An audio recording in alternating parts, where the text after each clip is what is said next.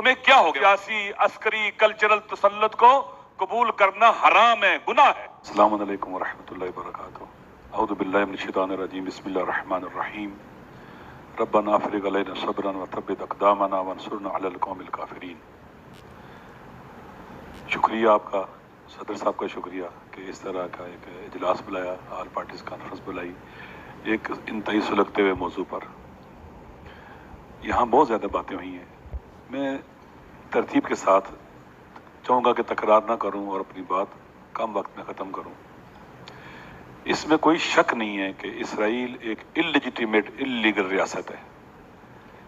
انہوں نے غاصبانہ قبضہ کیا ہے فلسطین کی سرزمینوں پر، اور فلسطینیوں کا اسرائیل کے ساتھ لڑنا، مقابلہ کرنا ان کا یہ حق ہے، یونائیٹڈ نیشن کے قوانین کے مطابق بھی، قرآن کے مطابق بھی، اور دنیا کے اندر جو رائج قوانین ہے کہ آپ کے گھر پر کوئی اگر قبضہ کر لے تو اس قبضے کو چھڑوانا آپ کا حق ہے۔ یہ کبھی نہیں کہہ سکتے کہ آدھا گھر اس کو دے دو، آدھا تم رکھ لو۔ ایک قابض کو ہم کہہ سکتے کہ آدھا گھر تم رکھ لو، آدھا گھر ہم رکھ لیتے ہیں؟ ہرگز۔ ہمیں فلسطینی مظلوم ہے، اور قرآن یہ کہتا ہے وما لکم، ہم مسلمان ہیں، پاکستانی ہیں، حاکمیت اعلیٰ اللہ کی قائل ہیں، قرآن و سنت کے مطابق قوانین بنانے کے پابند ہیں، سپریمیسی ہے ان کو۔ قرآن کہتا ہے وما لکم لا تقاتلون فی سبیل اللہ والمستضعفین من الرجال والنساء والولدان الذین یقولون ربنا اخرجنا من هذه القرية الظالم اهلها واجعل لنا من لدنک ولیا واجعل لنا من لدنک نصیرا۔ تمہیں کیا ہو گیا؟ خدا توبیخ کر رہا ہے، ڈانٹ رہا ہے خدا۔ لا تقاتلون فی سبیل اللہ کی راہ میں کیوں نہیں قتال کرتے؟ والمستضعفین، اور ان لوگوں کے حق میں جنہیں کمزور کر دیا گیا ہے، جو مرد ہیں، عورتیں اور بچے ہیں، جو پکار رہے ہیں خدایا ہمیں اس ظالم جگہ سے نکال، اپنی طرف سے مددگار بھیج اور ولی بھیج اپنی طرف سے۔ لہذا خدا تو بیخ کر رہے چپ رہنے والوں کو۔ آپ نہیں کہہ رہے کہ مذاکرات کیوں نہیں کرتے، نہیں کہہ رہے کہ آپ ڈپلومیسی کیوں نہیں کرتے، کہا ہے قتال کیوں نہیں کرتے ان مظلوموں کے حق میں، اور خدا کی طرف سے عذاب نازل ہوگا ان پر جو ان مظلوموں کے حق میں فریاد نہ بلند کرے، اٹھے نہیں اور قتال کے لیے نہ جائیں۔ یہ قرآن ہے۔ اگر ہم خدا کی ہدایت سے دور ہو جائیں گے تو گمراہ ہو جائیں گے، پہلی بات۔ دوسری، وَلَن يَجْعَلَ اللَّهُ لِلْكَافِرِينَ عَلَى الْمُؤْمِنِينَ سَبِيلًا، یہ قرآن کی آیت ہے۔ تمام فقہائے اسلام نے اس سے ایک ڈاکٹرائن کہیں، قاعدہ کہیں، نفی سبیل، اس کا استنباط استخراج کیا ہے۔ اس آیت کی روشنی میں کفار کے چاہے وہ معاشی، چاہے وہ سیاسی، عسکری، کلچرل تسلط کو قبول کرنا حرام ہے، گناہ ہے، جائز نہیں ہے۔ لہذا ہمیں اگر یہاں ایک مسلمان کے طور پر، ایک پاکستانی کے طور پر بیٹھے ہیں اور پاکستان کے آئین اور دستور کو بھی مانتے ہیں، تو ہمیں یہ کہنا کہ ہم دو ریاستی نتیجے کو مان لیں، کیوں؟ فلسطینیوں کے سارے گھر پر قبضہ کر لیں، پھر ہم کہیں کہ جناب والا آدھا اس کو دو، آدھا اس کو دے دو، ہرگز۔ نمبر 2، اسرائیل کا ہوا کھڑا کیا گیا ہے۔ اسرائیل ایک سال سے تقریباً 41 کلومیٹر لمبائی ہے اور 12 اور بعضوں کے اوپر 6 کلومیٹر چوڑائی ہے۔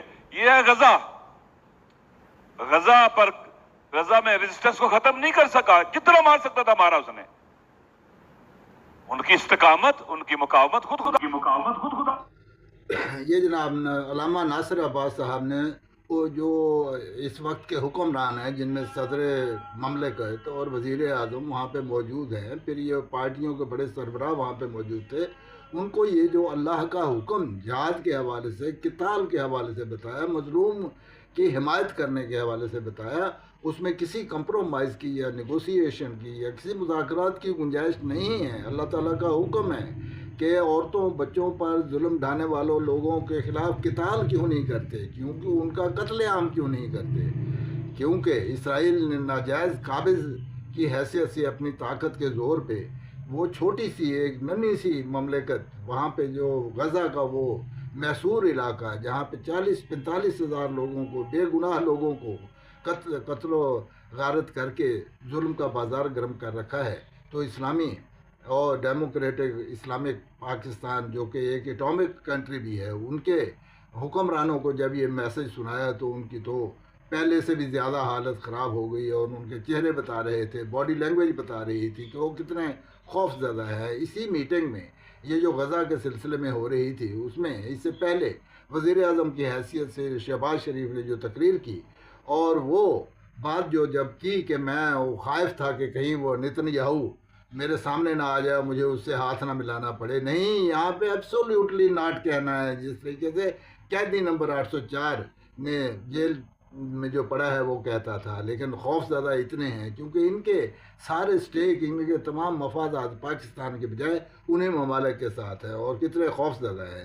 پہلے تو یہ علامہ صاحب نے بات کی، اور پھر وہ مولانا فضل الرحمان نے بات کی، اور پھر وہ ایمل ولی خان نے ان کو یرکایا کہ اگر تم اچھا، پھر ساری بات میں اگر اسرائیل کا واضح طور پہ کھلم کھلا جس نے نام لیا تو یہ علامہ صاحب تھے، ایمل ولی خان تھا، یا پھر مولانا فضل الرحمان تھے، جنہوں نے اللہ کا حکم بھی بتایا، قرآن حکیم کی آیات پڑھ کے اس آرڈر کو بھی انہیں یاد دلایا، لیکن وہ تو پہلے سے بھی زیادہ خوف زدہ ہو گئے، وہ تو نام ہی نہیں لینا چاہتے تھے۔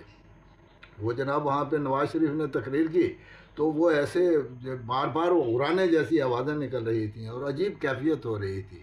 یہ ہے اسلامک ڈیموکریٹک آف پاکستان، اور مسلمانوں کی واحد اٹامک پاور ہے، یہ اٹامک پاور ہے مسلمانوں کی پہلی، اور ان کی حالت یہ ہے کہ ان مظلوموں کے سلسلے میں کھل کے بات نہیں کر سکتے۔ وہ کیوں؟